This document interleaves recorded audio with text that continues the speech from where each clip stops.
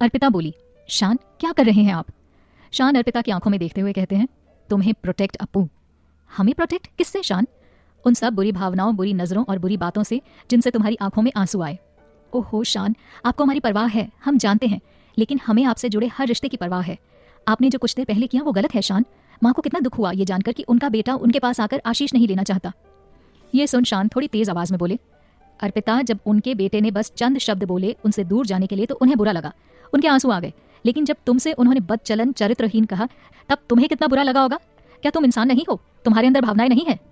शान की बात सुन अर्पिता बोली, शान धीरे कहो, माँ सुन रही हैं। और हाँ, हमें बुरा लगा, तब लगा था, तब रिश्ते दूसरे थे, अब हमारे रिश्ते दूसरे हैं जिन्हें हमें हर कीमत पर संभालना है। शीला दोनों के बीच की बातें बड़े ही ध्यान से सुन रही है। शान शीला से कहते हुए अर्पिता से बोले, अर्पिता, आज शाम तक माँ की जितनी देखभाल करनी है ना वो कर लो। कल सुबह ही मैं तुम्हें लेकर लखनऊ निकल रहा हूँ। मैं यहाँ अपनी पत्नी को किसी के ताने उल्हाने सुनने के लिए नहीं छोड़कर जाऊंगा। शान की बात सुन अर्पिता शॉक्ड हो जाती है। वो समझ ही नहीं पाती है कि अब क्या कहे और क्या करे। शान, बाकी बातें बाद में, पहले माँ का आशीर्वाद तो ले लो। अर्पिता अटकते हुए बोली, अरे अर्पिता, तुम क्यों उदास हो रही हो? मैं तुमसे कुछ नहीं कह रहा, मैं बस माँ से कह रहा हूँ। उन्हें एक बात साफ बताना चाहता हूँ, जितनी जगह उनकी मेरे जीवन में है उतनी ही अब से तुम्हारी भी है। जितनी इज्जत मैं उन्हें देता हूँ उतनी ही तुम्हें भी देता हूँ, और मैं ये हरगिज नहीं चाहूंगा कि तुम यहाँ रहकर रोज नई नई उपाधियों को प्राप्त करो। सो अपना सामान पैक कर लेना और कल सुबह ही हम निकल रहे हैं। कहते हुए शान आगे बढ़ते हैं और शीला जी के चरण स्पर्श कर वहां से निकल जाते हैं। अर्पिता शान के इस रूप को देखकर हैरान हो जाती है और वो मन ही मन कहती है, शान, आप इतने सुलझे हुए हैं कि हमें यकीन ही नहीं हो रहा कि अभी अभी आप रिश्तों को उलझाने वाली बातें करके गए हैं। आप ये जो कर रहे हैं ना, इसके पीछे कोई ना कोई कारण तो अवश्य है जो हम अभी समझ नहीं पा रहे हैं। वो शीला जी को देख उनके पास जाकर कहती है, माँ, ये सब क्यों कर रहे हैं हमें कुछ समझ नहीं आ रहा, लेकिन आप इतना यकीन मानिए हमारा कि हम आप दोनों के बीच में नहीं आएंगे। हम पूरी कोशिश करेंगे इन्हें यहाँ रोकने की, लेकिन आप परेशान मत होना, क्योंकि अगर आप परेशान हो गई तो फिर आप जल्दी से ठीक कैसे होंगी? और आपको तो हमें डांटने के लिए जल्दी से ठीक होना है। अभी आप ऐसे डांटेंगी तो हम बाहर भी दौड़ कर जा सकते हैं, लेकिन जब आप चलने लगेंगी फिर हम कहाँ जा पाएंगे? कहीं नहीं ना। तो बस परेशानी नहीं, बस चेहरे पर और मन में खुशी रखिए, ढेर सारी खुशी। अर्पिता ने इस अंदाज में कहा कि शीला माँ ना चाहते हुए भी मुस्कुरा देती है। वहीं प्रशांत शीला जी के कमरे से बाहर आकर सीधे शोभा जी के पास जाते हैं और उनसे कहते हैं, ताई जी, सर दर्द हो रहा है, क्या आप अपने हाथों से मालिश कर देंगी? शोभा जी मुस्कुराते हुए कहती हैं, आजा, बैठ, मैं करती हूँ, बस तेल ले आऊं? ठीक है, शान बोले। और शीला जी उठकर वहां से चली जाती हैं तो शान वहीं बैठ उनके आने का इंतजार करने लगते हैं और मन ही मन सोचते हैं, सॉरी माँ, आपको अर्पिता के बारे में अपनी राय बदलने के लिए मेरे पास इससे बेहतर कोई और विकल्प शेष नहीं है। मुझे रूड होना पड़ेगा आपसे, तभी आप अर्पिता की अच्छाई, उसकी खूबियों को समझ पाएंगी। आप समझ पाएंगी कि कभी कभी आंखों देखा सच भी झूठा होता है। इतने में शोभा वहां आ जाती है और वो शान को सोच में डूबा हुआ देख बोली, चलो बताओ, अब क्यों परेशान हो शान? प्रशांत ने एक बार शोभा जी की ओर देखा और बोले, आप भी शान कह बुलाने लगी? शोभा, क्यों नहीं बुलाऊं? इतना प्यारा नाम मिला है तुम्हें तो क्यों ना बुलाऊं? क्या ताई जी, आपके मुंह से वही अच्छा लगता है। प्रशांत, आप वही कहिए। शोभा हंसते हुए, ठीक है, ज्यादा बातें ना बनाओ, सीधे सीधे कहो, किसी स्पेशल के लिए रहने दो ताई जी। शोभा की बात सुन शान मुस्कुराते हुए बोली, ताई जी, किसी स्पेशल के लिए ही रहने दीजिए। तो अब बातें बहुत हुई, और ये बताओ क्या हुआ, क्यों सर दर्द हो रहा है, किस वजह से परेशान हो? ताई जी, मैं आपसे एक सीक्रेट बात शेयर कर रहा हूँ, इसे आप हम दोनों के बीच ही रखिएगा जब तक कि सब ठीक नहीं हो जाता। ठीक है, बताओ फिर क्या बात है? शान गंभीरता से बोले, ताई जी, मैंने आज जानबूझकर माँ का दिल दुखाया है, ये एहसास दिलाने के लिए कि किसी से अगर हम कड़वा बोलते हैं तो कितना बुरा लगता है। आपको तो पता ही है, कल मैं यहाँ से वापस लखनऊ जा रहा हूँ। माँ को अर्पिता के बारे में अपनी राय बदलने के लिए मैंने उनके सामने यही बोला कि मैं कल अपनी पत्नी को अपने साथ लेकर जा रहा हूँ, जबकि मैं जानता हूँ कि अर्पिता हर संभव प्रयास करेगी मुझे यहीं रोकने के लिए, लेकिन मुझे रूड बनकर यहाँ रुकना नहीं है। अंत में वो यही निर्णय लेगी कि वो माँ को ऐसे छोड़कर मेरे साथ नहीं आएगी, जिससे माँ के सामने अर्पिता से झगड़े का अभिनय कर मैं यहाँ से निकल जाऊंगा। वो ये भी बर्दाश्त कर लेगी, लेकिन गलत का साथ नहीं देगी, और मुझे यकीन है कि वो जल्द ही माँ को अपने बारे में राय बदलने पर मजबूर कर देगी। तब तक आप उसका ध्यान रखना। माँ अगर कुछ कह भी दे तो आप मेरी पगली को संभाल लेना, मैं आपसे बात करता रहूंगा। कहते हुए शान शोभा की गोद में अपना सर छुपा देते हैं, और ये देख शोभा बोली, पगला लड़का, ये भी कोई कहने की बात है? तुम दोनों समझदार हो, तुम जो करने जा रहे हो वो तरीका टेढ़ा जरूर है, लेकिन कारगर यही होगा। देख लेना, एक दिन अर्पिता और शीला की बॉन्डिंग मेरी और राधु की तरह ही होगी, सबसे मजबूत।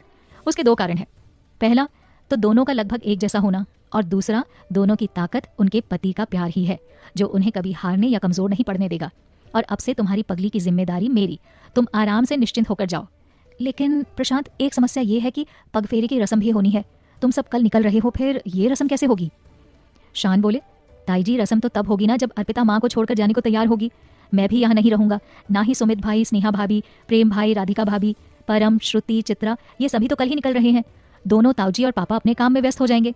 बच्चे आप और कमला ताई जी, उनके लिए ढेर भर का काम, तो माँ की देखभाल के लिए वो ये रस्म नहीं करेगी। शोभा बोली, इतना भरोसा? हाँ, उसे मुझसे ज्यादा अच्छे से कोई नहीं जानता। अगर मैंने कहा तब तो जरूर जाएगी, मेरी बात नहीं टालेगी, शोभा ने कहा।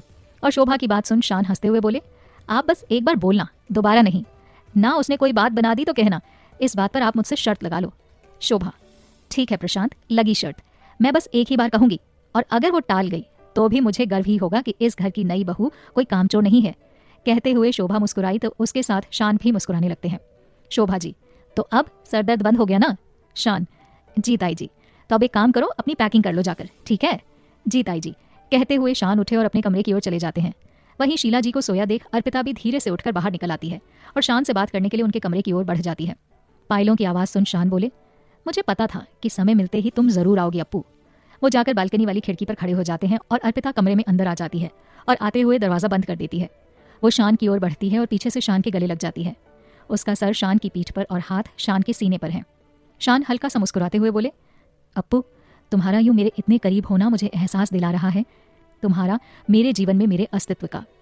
तो शान, अब अस्तित्व है तो है। अब आप एक बात बताइए कि कल हम सच में यहाँ से चले जाएंगे? जाना तो पड़ेगा, ऑफिस भी 10 दिनों से बंद है और कोचिंग के बच्चे भी हमारा इंतजार कर रहे होंगे। तुमने उन्हें 10 दिनों का समय दिया था ना? ये सुन अर्पिता झिझकते हुए बोली, शान, तो क्या माँ इस हालत में अकेले रहेंगी यहाँ? अगर हम माँ को भी साथ ले चलें तो? अर्पिता की बात सुन शान मन ही मन बोले, इस बारे में मैंने क्यों नहीं सोचा। फिर वो बातें बनाते हुए बोले, माँ की देखभाल वहाँ कैसे करोगी अप्पू? 2nd फ्लोर पर हम लोग रहते हैं, उस पर 2 ही रूम हैं। अब तो रूम भी चेंज करना होगा, 3 रूम वाला फ्लोर देखना पड़ेगा, और तुम माँ को साथ ले जाने की बात कर रही हो। ये सुन अर्पिता शान की पीठ से सर हटाते हुए बोली, शान, हमारा बिल्कुल मन नहीं है कि माँ को छोड़कर जाएं हम। शान मन ही मन बोले, जानता हूँ, और अर्पिता से कहा, अब तुम्हें मेरे साथ चलना पड़ेगा। बीवी हो मेरी तो मेरे साथ कदम से कदम मिलाकर चलना पड़ेगा। अच्छा जी, जिद, हुक्म, वो भी अर्पिता व्यास पर, अर्पिता ने सामने आते हुए कहा।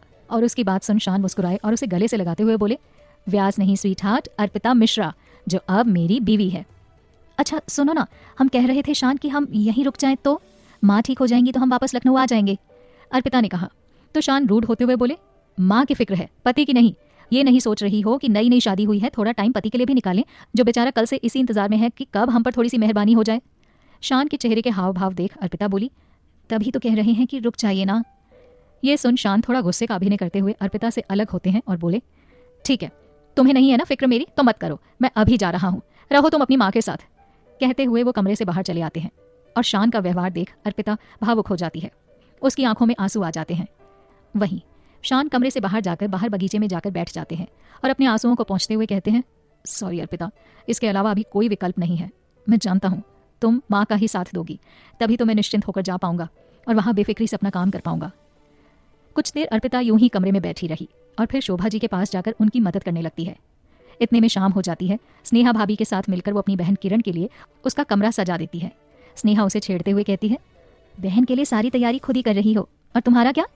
हमारा क्या भाभी, पहले पतिदेव को तो मना लें, जिद पर अड़े हैं कि कल साथ लेकर ही जाएंगे। ओह, ऐसी बात है, फिर तो बहुत मेहनत करनी पड़ेगी अर्पिता, क्योंकि देवर जी पहले तो गुस्सा करते नहीं है और जब करते हैं तो मनाना आसान नहीं है। हाँ भाभी, अर्पिता बोली और दोनों ठिठोली करते हुए बाहर चली जाती हैं।